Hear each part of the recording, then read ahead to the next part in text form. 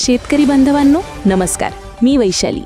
आजची बातमी तुमच्यासाठी आत्तापर्यंतची सर्वात मोठी आणि दिलासादायक बातमी ठरू शकते।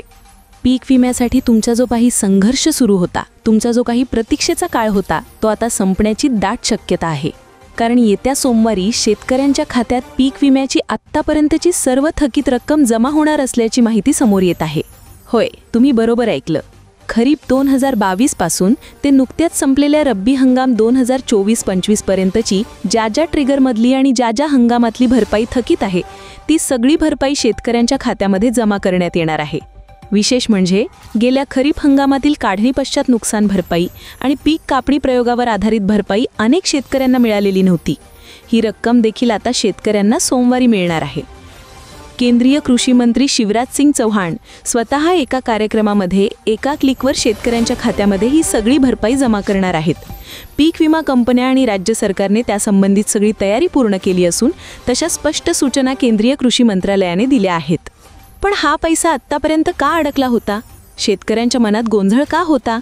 तर आपल्या सगळ्यांना माहिती आहे की गेल्या खरीप हंगामातील पीक कापणी प्रयोगावर आधारित आणि काढणी पश्चात नुकसान भरपाई अनेक शेतकऱ्यांना मिळाली नव्हती।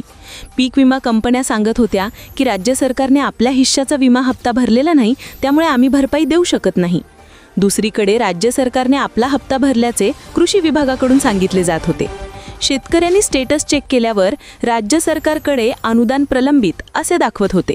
त्यामुळे नेमकं खरं कोण बोलतंय, राज्य सरकार की विमा कंपन्या, या संभ्रमात शेतकरी होते। काही ठिकाणी अशीही चर्चा होती की काही जिल्ह्यांमध्ये पीक विम्याची रक्कम 110% जास्त आहे आणि जोपर्यंत सरकार वरची रक्कम देणार नाही तोपर्यंत भरपाई मिळणार नाही। त्यातच राज्य सरकारने चालू खरीप हंगामापासून योजनेत मोठे बदल केल्याने मागची भरपाई मिळणार की नाही अशीही भीती शेतकऱ्यांमध्ये होती। त्यामुळे एक मोठा प्रश्न अनुत्तरित होता की पोर्टलवर मंजूर दिसणारी ही भरपाई अखेर मिळणार तरी कधी? पण आता या सगळ्या गोंधळावर आणि संभ्रमावर पडदा पडणार आहे। कारण केंद्रीय कृषी मंत्री शिवराज सिंग चौहान यांनी विमा कंपन्यांना तातडीने सूचना देत खरीप 2022 पासूनची सगळी थकीत रक्कम शेतकऱ्यांना देण्याचे आदेश दिले आहेत।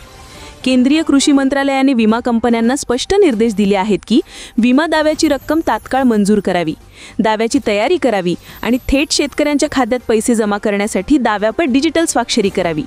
थोडक्यात सोमवारी शेतकऱ्यांच्या खात्यात थेट पैसे जमा करण्यात कोणतीही अडचण येऊ नये याची पूर्ण काळजी घेण्यास सांगण्यात आले आहे। त्यामुळे आता संपूर्ण महाराष्ट्रातील शेतकऱ्यांचं लक्ष लागलं आहे ते येत्या सोमवारकडे। खरंच केंद्रीय कृषी मंत्री एका क्लिकवर आपल्या खात्यात आत्तापर्यंतची सगळी थकीत रक्कम जमा करणार का? खरंच आपली प्रतीक्षा संपणार का? याचं उत्तर आपल्याला सोमवारीच मिळेल। सोमवारी या संदर्भात जे काही अपडेट्स येतील त्याची सविस्तर माहिती आम्ही तुमच्यापर्यंत सर्वात आधी पोहोचवू। आणि अशाच महत्त्वाच्या बातम्या आणि अपडेट्स तुमच्या मोबाईलवर मिळवण्याकरिता स्क्रीनवर दिलेल्या व्हॉट्सअपवरती क्लिक करून आत्ताच आमच्या ग्रुपवरती सामील व्हा। मी वैशाली आणि आमची संपूर्ण टीम तुमच्यासाठी अशाच बातम्या घेऊन येत राहू। धन्यवाद।